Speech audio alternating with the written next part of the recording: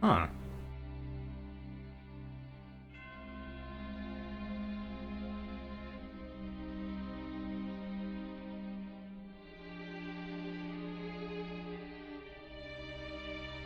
And that is Dark Souls 3.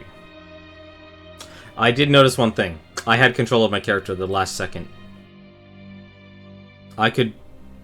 The next time I beat this game, what I'm gonna have to do, the only thing I can do is attack her.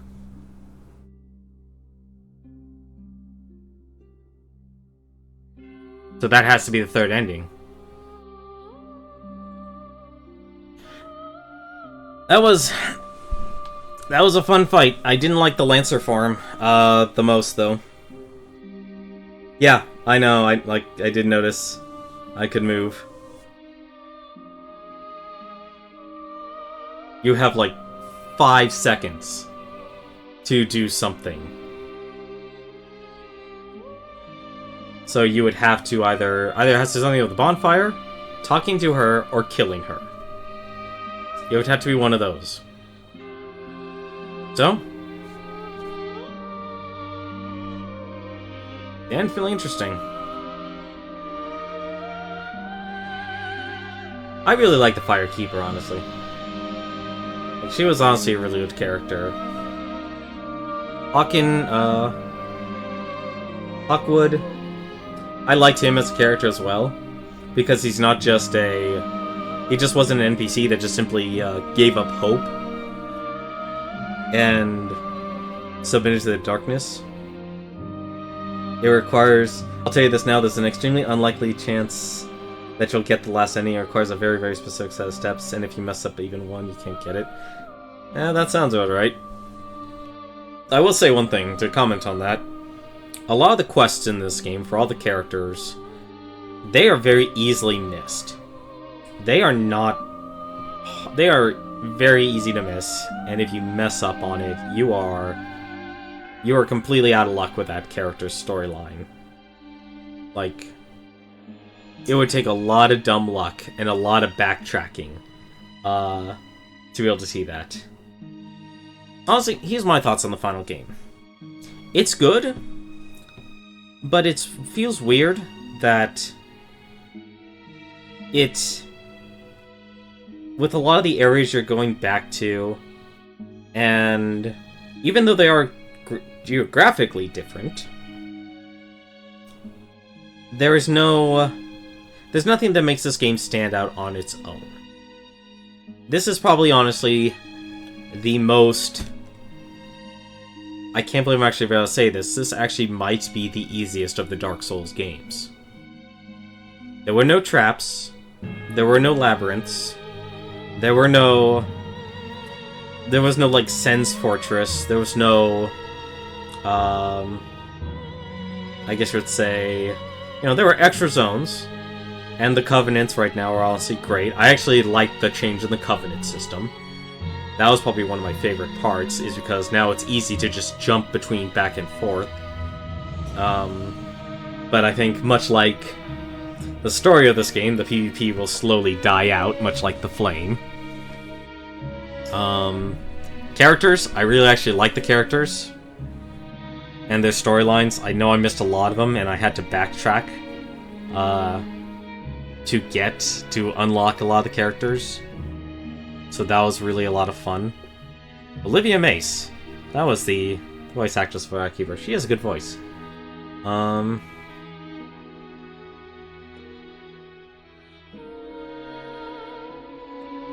See, and it's hard for me to say that, honestly, in retrospect to Dark Souls 1.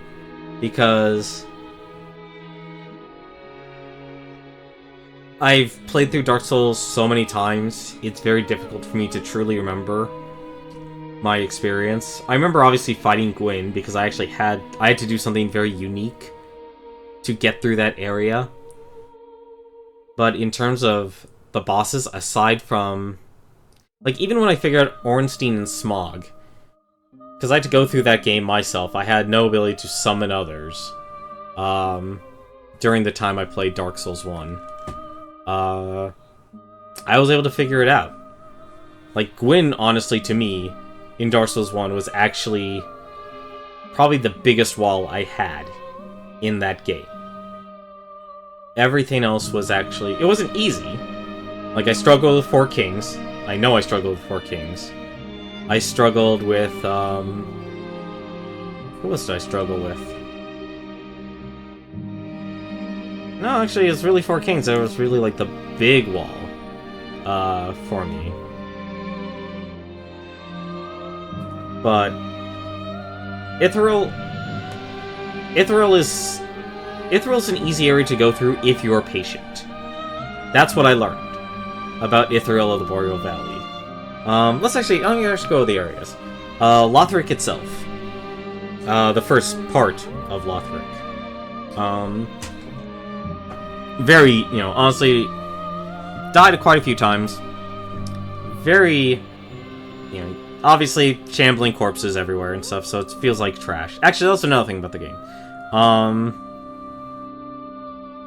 It wasn't really until... What area was that? What area? It was only until actually the second half of Lothric Castle that I really actually felt like I stopped fighting trash mobs. And I really started actually fighting characters, even though most of the characters there were actually human.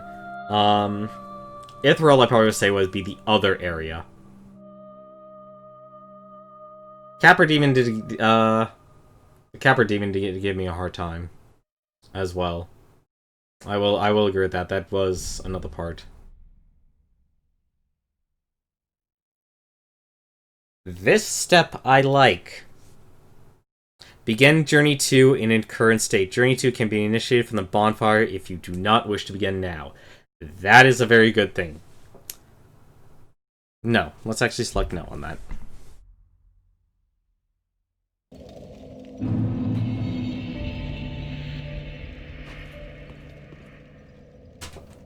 So, let me actually go back to the areas here. While the music here is playing. So Lothric, good. It was a good foundation to set up. Then we had... What was the next area after that? It was Undead Settlement. Undead Settlement kind of felt like the same thing. I definitely had that, if anything, to me, was probably the most frustrating part about that game. Of this game, in terms of going through the area, simply because of the giant archer. How he was throwing those gigantic spears at me. That was honestly the most frustrating part. I didn't see another way to get through that area. I only had that one way, so that to me was very difficult. I had a very difficult time with the Great Wood, and the reason for that was, and this is kind of a critique of all the bosses of this game, is a lot of the bosses in this game, you don't get to really rely on the auto-targeting system. So, when you're targeting an enemy like the Great Wood, the only thing it gave you was his torso. Using a spear in this game felt very subpar. To speak about this Lancer build specifically, let me jump to that just for a second. The Lance feels... It was honestly in that ugly middle ground. It wasn't fast enough, but at the same time, it didn't give me the high damage that warranted. Now, there was some major plus sides to using the spear. The plus side obviously being I could actually block and attack at the same time. So that was actually a major benefit to going through some of the areas. Then let me jump to Farron Keep, because that's actually where I went next. Farron Keep, the demons there weren't so bad. Actually navigating through that area actually was a lot kinder than, say, going through Blighttown, or going through, I remember trying to remember the poison area. I think it was the sewers in Dark Souls 2. No, not the sewers. Oh yeah, the sewers, and also the windmill area where you fight the snake demon in Dark Souls 2. I had a really difficult time with that simply because I didn't drain the poison though, but that was my fault, not. That was something I could have changed in the environment to actually make that fight a whole lot easier instead of rolling around in the muck, just to dodge everything. So Farron Keep, I'd say was pretty easy compared to the other poisonous areas, but definitely still a lot of stuff there. Had a lot of fun there. That's when I actually started doing the co-op in this game. As for Lords of Cinder himself, I'll definitely say for a lot of the bosses, if I didn't have an NPC with me, I would have a very difficult time. Like, even more so beating those bosses, especially early on, because I couldn't upgrade my lance or my spear at all. So that to me was actually a very, very handy. Like, I actually do enjoy that they put a lot of those NPCs in the game for players to actually utilize more. It's not, you still have to be alive to use them, but I feel that they're there more consistently than, say, Dark Souls or Dark Souls 2, where it's more of, you have to do a quest line, and you have to be alive. This one you do to a point. You do have to be alive, obviously, but and for some areas, for some people, you have to do their quest line. But there's a lot of NPCs that don't actually have a quest line, and yet they'll still offer their aid.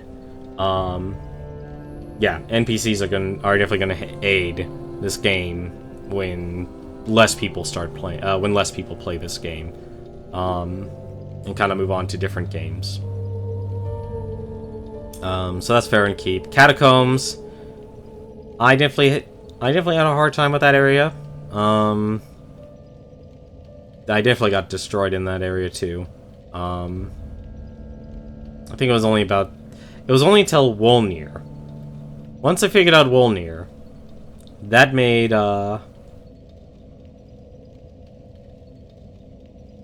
Wolnir was probably the easiest boss in the game, and I easily could have exploited him to such a degree of buying everything in that game.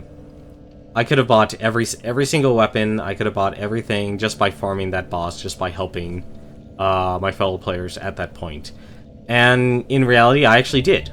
I did really abuse that boss. I find in this game the areas of I feel that it slowly does ramp up in terms of difficulty. In terms of the areas and the trash. There's still trash mobs. And that's why I do criticize it. It's like, there's no mini-bosses, there's no big hurdles or anything like that. It really is like, here's a bunch of decrepit enemies that you'll discover in this area, and you either have the damage to kill them, or you don't, and you just struggle with that. So, it was only until, like, there was maybe, like, only one or two enemies in each of them that really gave me problems.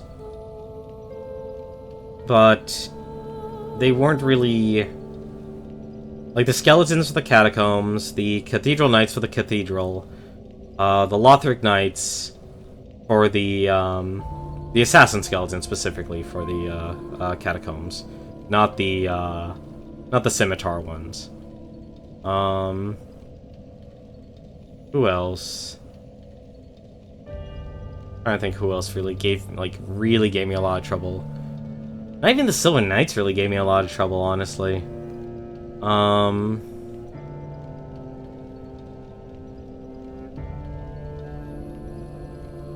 Yeah, like, honestly, those are really the guys, like, in terms of straight up fighting. Snakes, honestly, weren't that bad. They were heavy hitters. The dogs...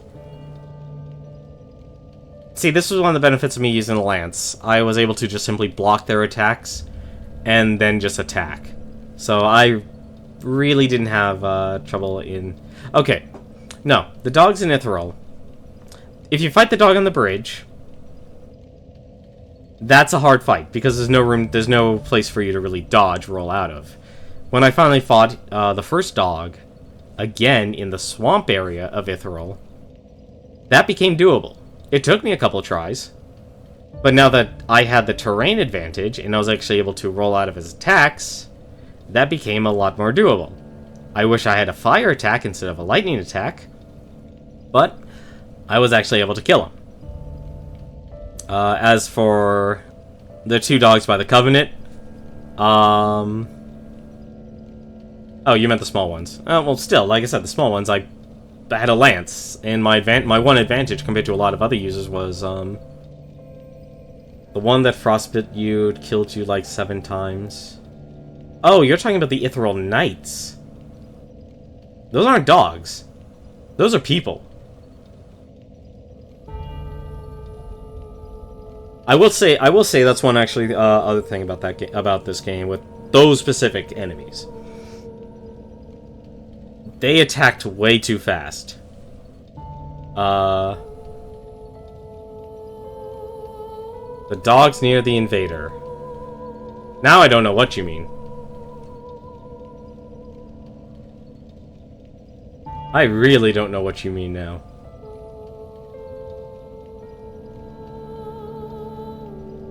The ghost sorcerer is shooting at you. Ghost sorcerers? I am literally drawing a blank on this one.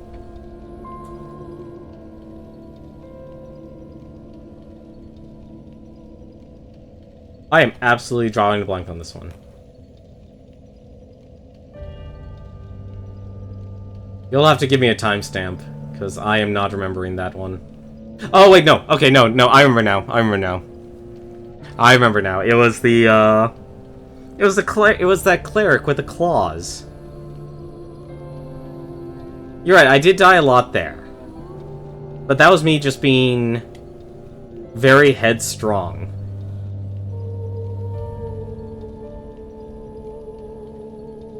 Well, yeah, that's because I was okay, I remember why. I was fighting an invader along with those dogs. And those dogs did give me a hard time, specifically. But that's because at that point, I just wanted to move I was being very bullish and very headstrong. So I really wanted to move forward. But I never really learned from my mistake and just, like, abused the hallway to my advantage. I never actually used my one advantage, which was falling back and killing the dogs. And having the NPC there, who was relentless because it's an NPC, and not an actual player, never really gave me time to have enough stamina. Because that's actually one of the things I did mess up in this playthrough. I didn't prioritize my stamina. I also didn't prioritize my vigor. I would honestly say this game is more defense-focused than offense-focused. Like with Dark Souls 1, Dark Souls 2, I mainly got away with being more offensive than defensive. This one here, because of the ways the enemies are attacked, they're attacking faster. Actually, simply because a lot of the enemies are just attacking faster. And it's a lot harder to stagger a good deal of them, especially later on. You are going to need your stamina, or you are going to need to know how to parry an enemy. So that is where I really messed up in this game, is I needed to, when I put all those, like, I'll be honest. Let me actually go to my stats here real quick. Let's actually just close that. My endgame stats: 27 vigor, 28 endurance, 28 vitality, 20 strength, 35 dexterity. Now I needed, obviously, the strength to wield this lance, or this specific spear. Same thing, I needed 20 dexterity with that. I honestly feel like I could actually have gotten away with just doing 20-20.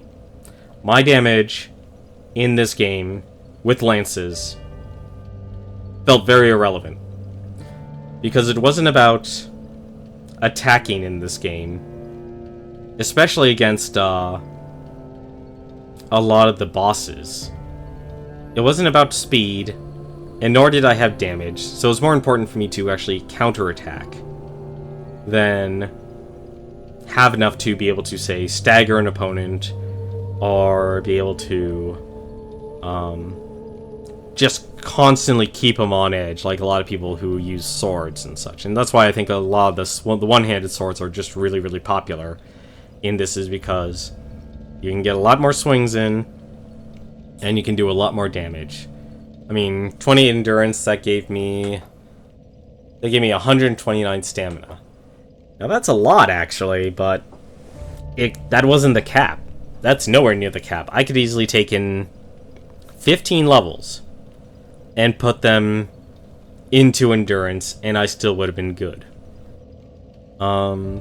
Vitality, I gotta be honest, I really did it more out of fashion souls. This is actually the first time I ever put that many points into vitality. I usually always went with lightweight builds. I actually really like dexterity builds. But now that I know dexterity in this game doesn't really... Dexterity or strength doesn't really seem all that important. I don't see the advantage in putting a lot of points or a lot of levels into those stats. Because it's more about the weapon damage now than anything else.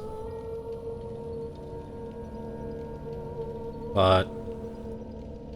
So, Ithral. Ithral, I had a good time. That was a big area. Ithral is a very gigantic area. And... to comment on that, the pacing of this game, I felt was very slow at first, simply because obviously there's only really one route in this game. You could technically go to fight the prince at first. You can do that. But your break-off point in this game is Ithral. Because after you fight the First Lords of Sindel, the Abyss Watchers, you are then having to go through the catacombs. And from the catacombs, you finally hit Ithral. But of course, you have to do the church first. So you're really doing you're doing 4 areas just for the First Lord of Cinder. That's just to get to the first one. Then once you hit Ithral, you are instantly given a choice to either head towards Anor Londo, or to go through the prison and go to the bottom of the profane capital. Now, Anor Londo is actually a very small area, surprisingly enough. I'm actually surprised that is Anor Londo.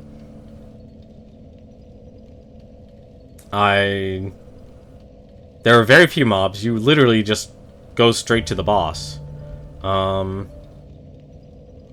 I think having the casters there were a bigger obstacle, and me constantly pulling the 2 Silver Knights at once didn't help either. That's why it took so long.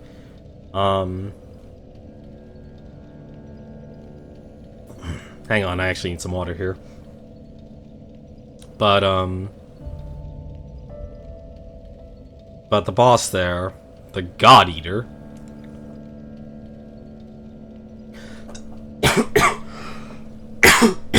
excuse me, sorry about that,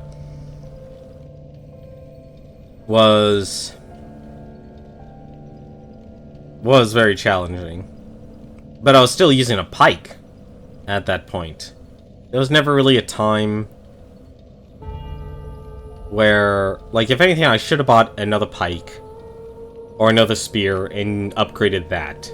Like, put a lot of shards into that, because just going with a straight weapon and relying on the buffs or the weapon applications, they don't really seem that good. They don't really seem to make a huge difference. I didn't really notice any significant increased damage output.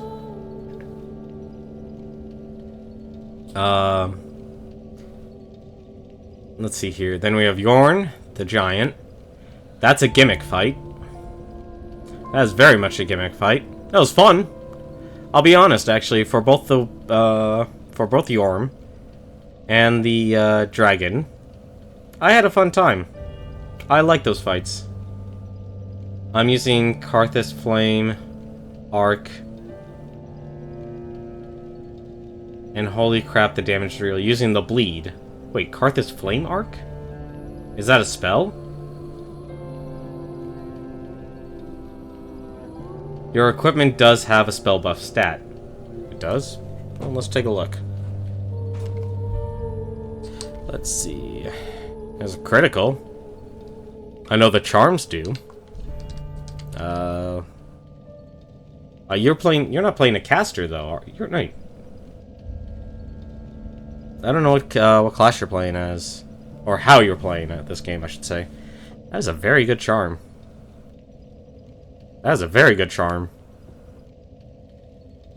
30 faith just to wield that.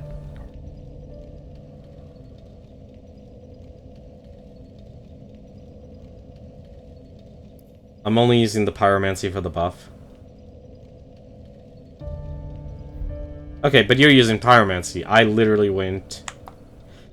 I play this game purely physical. That's actually how I really like to play these games, more or less. Me using all those kukri and bombs. Check your pyromancy glove stats. Okay. Well, I don't have that yet, so let's take a look here. Oh, that's cool. Begin Journey 2. So you actually can go around and... That's not where I want to go.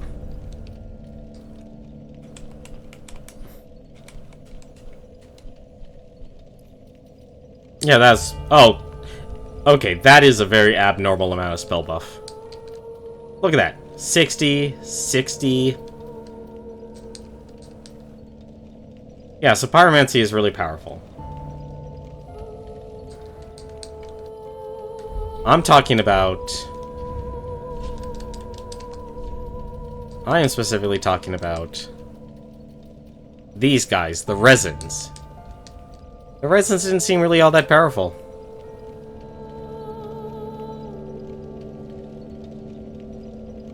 So I really didn't notice a staggering difference between the two. I will say... Going back real quick, Anor Londo, kind of amazing to tread back to, and that's kind of where I started to feel like the game was just really doing like a greatest hits. Like, you remember, you enjoyed Dark Souls 1, you loved Dark Souls 1. Here's Anor Londo.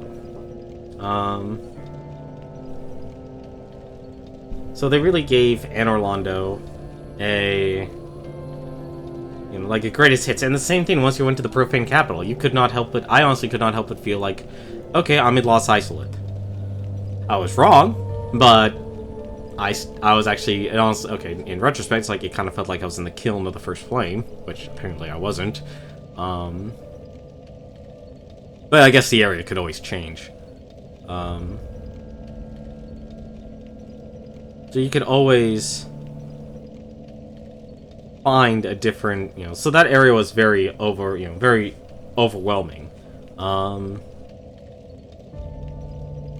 Like, that was a gimmick fight. I really enjoyed the area, honestly. It was actually very short. Now there's an area that is Lost Isolate. No, I did go to all the areas in this game. During the backtracking stream, I did go where the old demon was. So I did actually go there. And that's why I said I was wrong in the Profane Capital being Lost Isolate, because right before Woldnir, yep, I went to Smoldering Lake. I did that during the backtracking stream. So you can watch me beat the, watch me go through that area. That was definitely a little bit of a labyrinth there. So I did go back through that entire area during the backtracking. Because I didn't want to miss... I want to minimize how many things I want to miss. No, it's no problem. You don't have to worry about missing any sort of streams or anything like that. And, dude, I was really sick for the last 2 weeks, too. So don't worry about that. When it comes to live streaming, you watch what you can. You don't have to actually watch everything.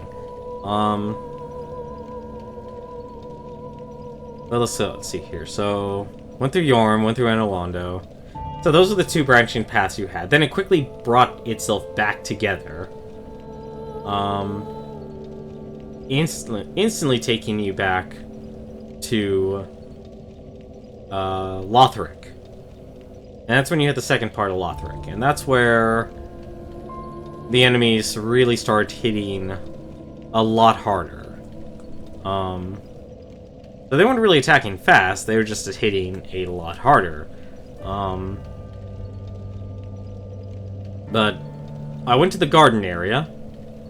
Overall, that actually wasn't bad. I really abused... Honestly, if anything, the one item I probably abused the most, aside from the kukri, was the fire bombs. Because once I learned all those enemies were being paralyzed to fire, I would honestly say fire and lightning are probably your 2 best elements in this game.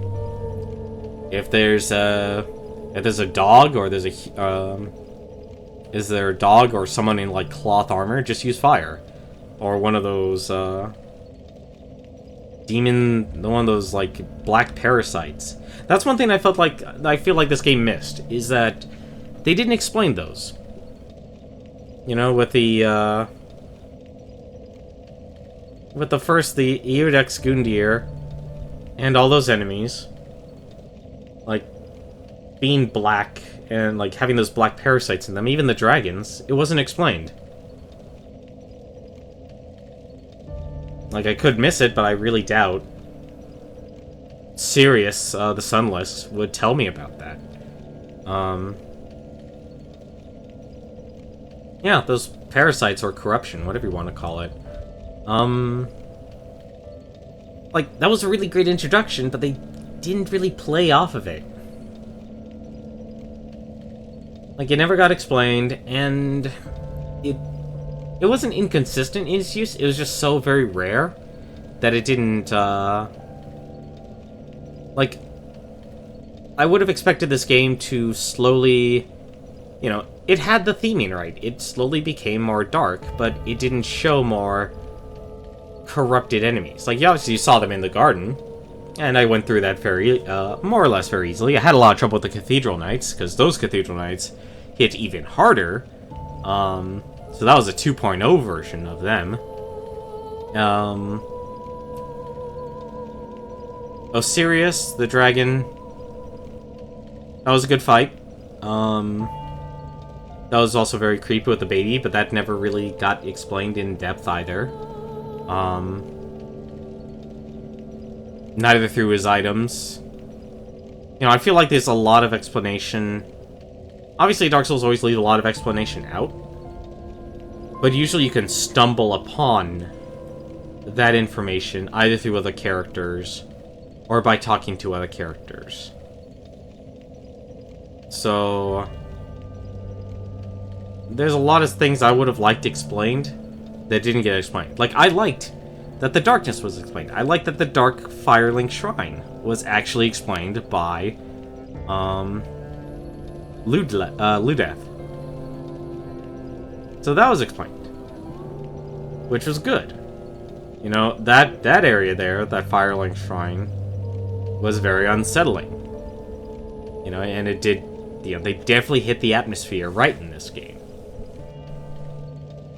But then once I went back into Lothric, you know, that's where things really started to take a turn. And that's where you started to really fight enemies or bosses that had a lot more, you know, like, you started fighting more humanoid opponents, but you couldn't parry them, you couldn't backstab them, you couldn't really do anything with them.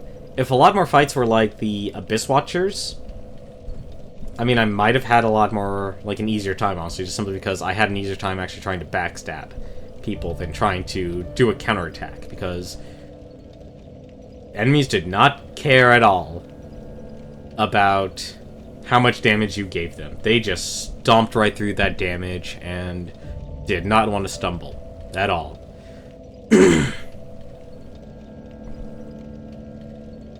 But even Lothric, honestly, the Twin Princes, I had an easier time.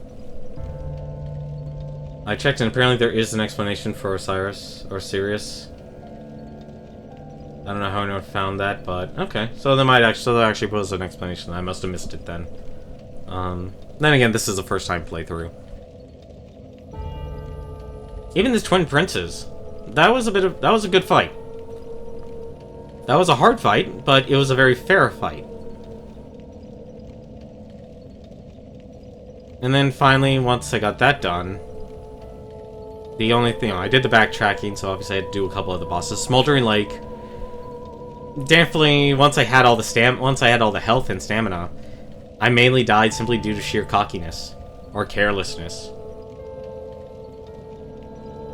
But that was because at that point I was already, I mean, I had the lightning spear and such.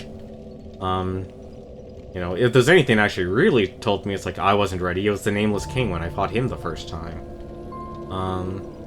But I was still able to go through the dragon area with very little issues. Like, that area to me was actually probably my favorite area, simply because I really do like dragons as a mythical creature. You know, obviously I fought more snakemen than dragons. But in terms of challenge, I'd say that was probably actually the best. That definitely was the best area to go into, because there wasn't any sort of. I wish there was, honestly, that area, I wish actually there was probably more traps. If there's an area that actually could have used more traps, it would have been at that area. That could have been more Sen's Fortress-like. But I think the reason why I liked it probably the most as a first-time playthrough was because I was doing a Lancer theme. I really enjoyed the dragons, where I could do something like this. I can actually take off all my armor, and then, well, become a dragon.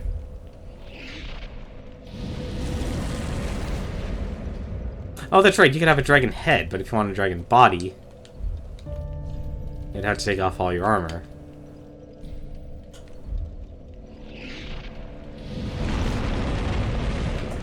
Element Boy, you really need to work on your sleeping schedule.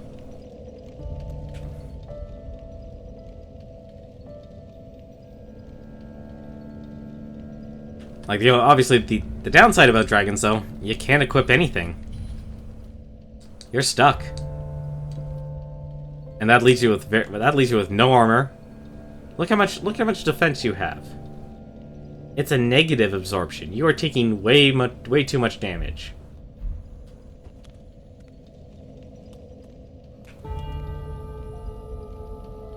But so I really did enjoy the Arc Dragon Peak. And then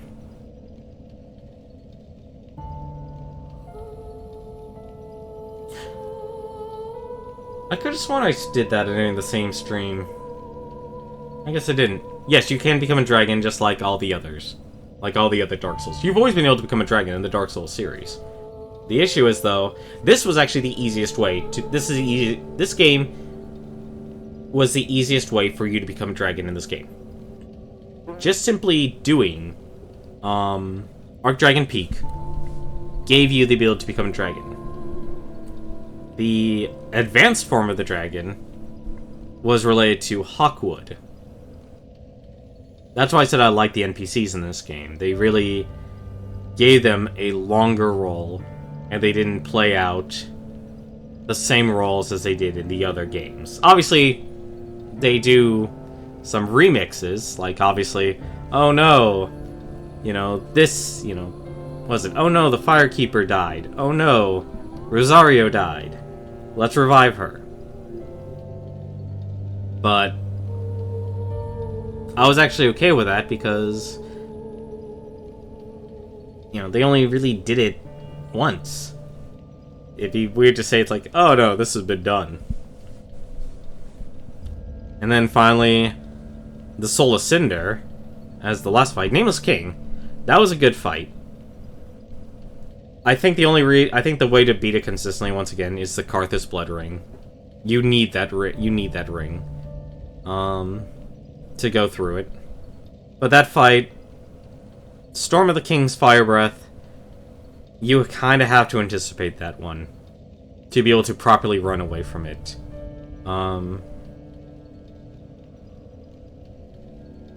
Grand Archives, let me actually go back because I missed the Grand Archives completely in Lothric. That area was very short, honestly. I had a lot of trouble with the Crystal Sage that was there. So that's where the other Crystal Sage was. And once again, another Ethereal Beast, or an Ethereal Knight. Just another extremely fast attacking enemy that was almost impossible to parry. But that area as a whole wasn't so bad. You know, once you discover the elevators, once you discover the shortcuts, okay, you can actually, go through the area, no problem, and do multiple attempts against the Twin Princes. Finally, for the Lord of Cinder, 90% of that fight was fair. I'd say the hardest part was the Lance form, simply because you're dodging. You're better off just simply moving to the right or left than actually doing the dodge roll. And just him doing a 180, specifically with that lance. Phase 2, once I actually started using the Kukri and focused more on a ranged combat, it became a lot easier. I just let him come to me and just do counterattacks, and whenever he gave me the opportunity, I just rolled away. And I just timed my attacks. That lightning storm attack, that's an awesome miracle. But you just want to be at like a medium distance, and you want to roll towards him, not a way to dodge it. So that's actually that attack actually was very intimidating, but not very. It wasn't very hard to avoid, and it wasn't a lethal attack either. The lethal attacks were if you just stayed in melee. So once I played more ranged, that fight became... The second phase became a lot easier. His sword form... Obviously I was intimidated, so I was just kind of rolling as frantically as possible. But, once I slowed down, once I actually saw the patterns, I was able to dodge it. Pyromancy, I say just stay away from him. Sorcerer, that's your opportunity to read the strike and the damage if you're a melee build. But, like I said, Soul of Cinder was 90% fair. Surprised you can't parry him. I honestly would have thought you would be able to parry him. Only being able to counterattack. I don't like the counterattacking in this game. It is too difficult to do. I like the riposte system. I really do, actually. Like, okay, if your enemy is out of stamina, you will do extra damage, or you can basically critical them. Or do like a backstab motion, obviously, in the front. There was a lot I actually really did like about the changes in combat that would make things PvP a lot more unique. But not being able to do them against bosses kinda sucked. Actually, no, against the Soul of Cinder, that sucked. I was actually able to do that against the Nameless King, which is very surprising. But since I think a lot of people are going through this game using the swords, they'll have a much easier time going through this game than compared to, say, using the lances. The lances just don't have an attack range. It has the horizontal range, but it doesn't have the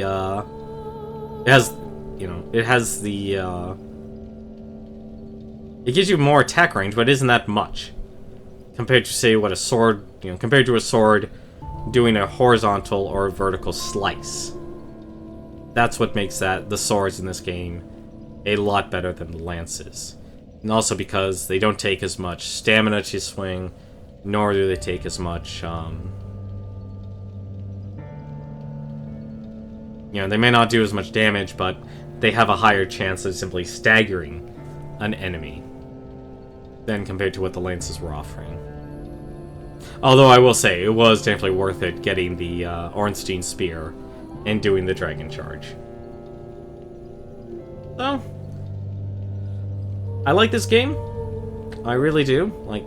But it definitely feels like this is a greatest hits version. Like that. I don't know if you'd understand that, honestly. It's a greatest hits version. Like, it's taking a lot of areas that you loved in Dark Souls 1 and throwing it back at you. To kind of remind you of all the areas you went through. But it doesn't, and it does very little to really make itself stand out. I think if anything, the only things that really made itself stand out is, like, here is another, you are another warrior linking the fire, that the world is still continuing on without submitting itself into the darkness. So, those are my thoughts on the game.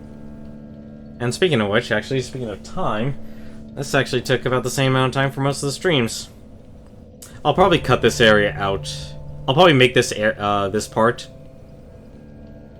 of my thoughts on the game its own little highlight.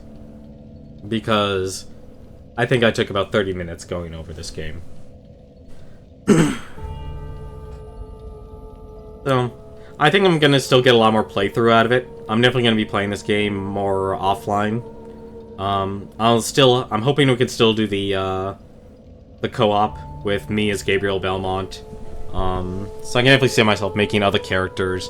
I know Wolf is doing a lot more theme builds. Honestly, I think a lot of people have a lot of things to say about games, and that's what really makes streaming great, is that you can actually say what's on your mind in the immediate. Unlike a game reviewer would have to... Like, I have a lot of trouble writing. And I have a very hard time collecting my thoughts when it comes to writing something. When it comes to speaking about something, I can stay on... I do jump from point to point from time to time, so it isn't as organized, but I can usually stay focused on a certain area. So that's where my strength comes. It comes from the spoken word. It doesn't come from writing. I don't have the strongest vocabulary, and I do need to improve, just like with many people, I would say to continue improving that. But, something like this, doing a reflection, when you beat a game, or when you beat a story, like I've been doing with Way of the Samurai, actually, that's been very enjoyable. So you get, like, a little mini review. And actually, it's not even a review. It definitely is, like, a first impressions. Now, when you've beaten it.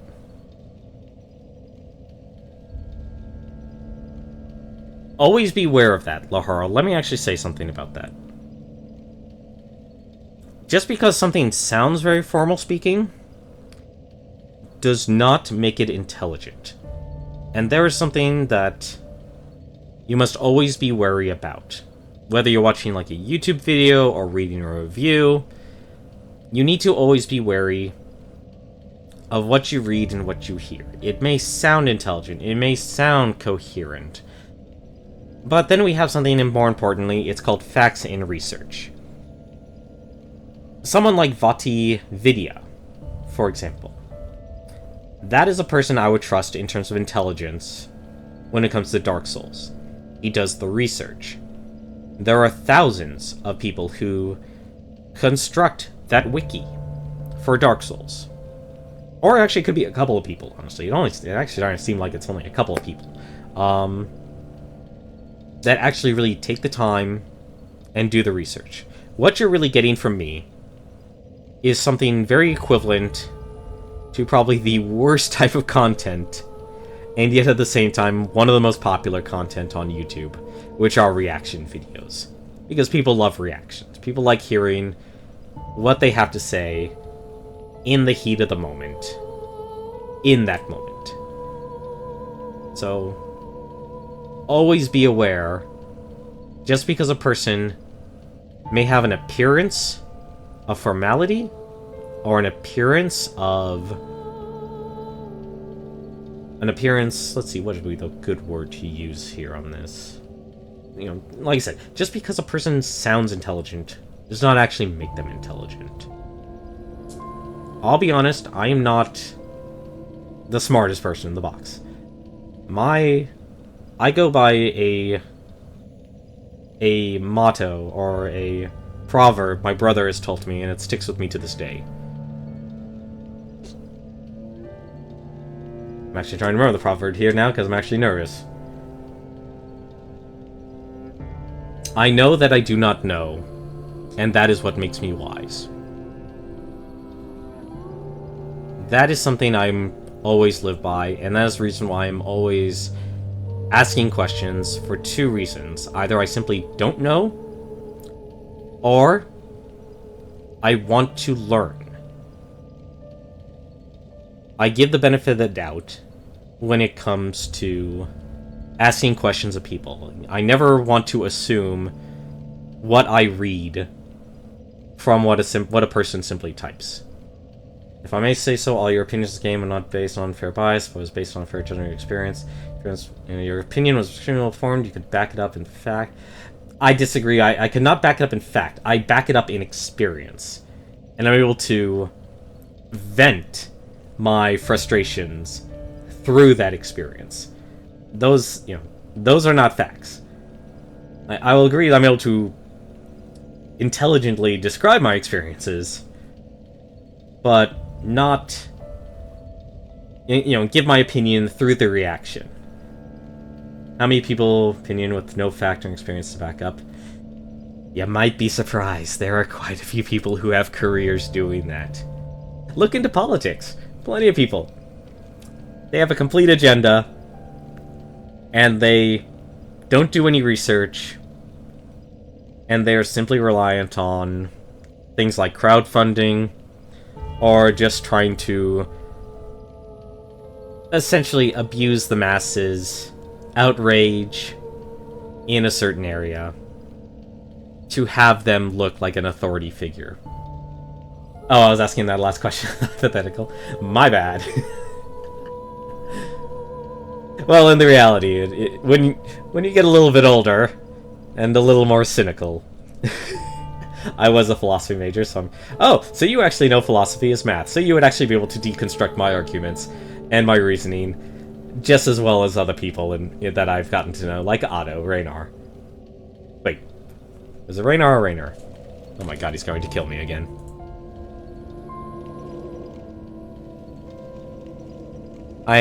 No, it's Raynar. Okay, that was good. We're good. We're safe. We're not in trouble. But yeah, that's what I think about Dark Souls. I'm definitely going to play this game a lot more on my own time and offline and such. I think what's going to happen next in future streams, hopefully we'll do the co-op. I'm going to go back to Way of the Samurai 4. I want to actually do the endings, the other endings for that game. I will be looking up a guide to get those endings, because getting the other endings in Way of the Samurai become a lot more complex, and I'm really interested in actually seeing the story. So I think for the next couple days, I'll be streaming the rest of Way of the Samurai 4, at least for the next couple days. Definitely gonna hit up, talk to Wolf and Exposure to see when the next co-op is for Dark Souls, because I really do want to go through the game with... Excuse me. Throat's still dry. With Gabriel Belmont. Opinion doesn't necessarily be the truth, and merely has to have a logical reason. I'll talk to you. I'll talk to you later on that. But for now, I'm going to. I'll talk to you off stream. But I think for now, I'm gonna wrap up the stream. But thank you very much for watching this Dragoon run of Dark Souls 3. Have yourselves a good night, and I'll see you tomorrow.